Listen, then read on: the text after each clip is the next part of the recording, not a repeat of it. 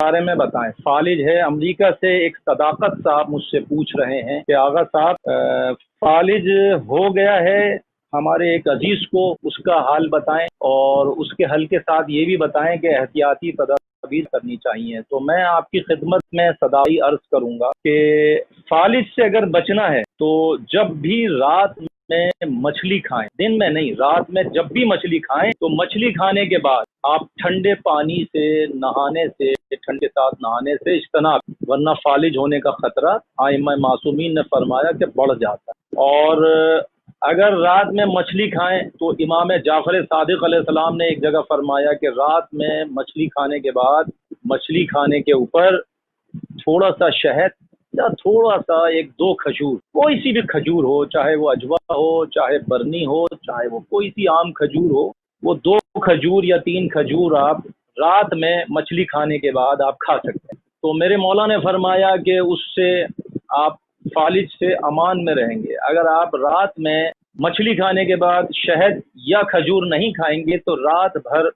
रगे फालिज मुतहर्रिक रहती है जिस्म के अंदर और रात में फालिज होने का खतरा बढ़ जाता है। तो इससे बचने के लिए ये एक तदबीर है जो की जाए। अच्छा, दूसरा मैं एक चीज़ बताऊं कि आइम्मा मासूमीन ने फरमाया कि रात को सोने से पहले, यानी कि जब बिस्तर पे आप लेटने लगे सोने के लिए, तो मौला ने फरमाया कि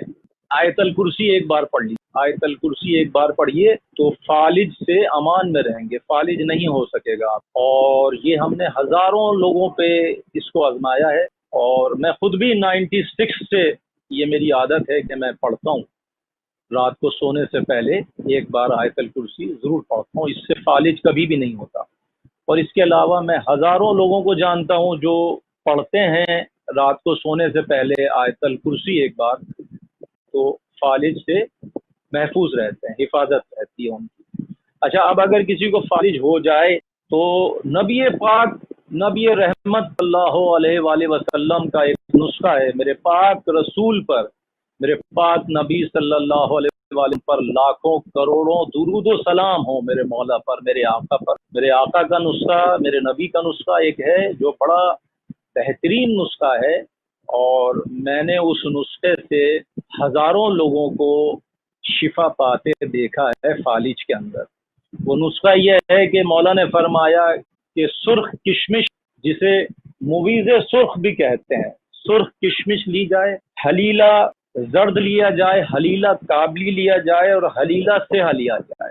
हलीला जर्द, हलीला काबली, हलीला सेहा और सुर्ख किशमिश, इन चारों चीज़ों को हम वज़न लेने के बाद, हम वज़न यानी कि अगर आप चारों चीज़ों को आधा आधा पाव ले रहे हैं तो चारों चीज़ों में से तीन चीज़ों को आपको कूटना,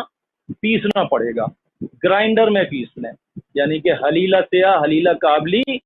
और हलीला जर्द, इसको आप ग्राइंडर में पीस लीजिए और बहुत सारी जगहों से तो पिसा पिसाया आपको ये मिल जाता है, तो ये आप पीस के रख लीजिए। अच्छा, फिर उसके बाद आप इसमें किशमिश जो है उसको आप कूटने के बाद बारीक बारीक कुट जाएगी, या कुतर लें उसको, कैंची से बारीक बारीक कुतर लें। उसके बाद इन चारों चीज़ों को मिला के रख लें आप, और 1 तोला सुबह नाश्ते पानी के साथ खाना है और 1 तोला रात को खाना खाने के बाद खाना है। तो इसमें देखा गया है कि बहुत जल्द लोगों को अफाका होता है,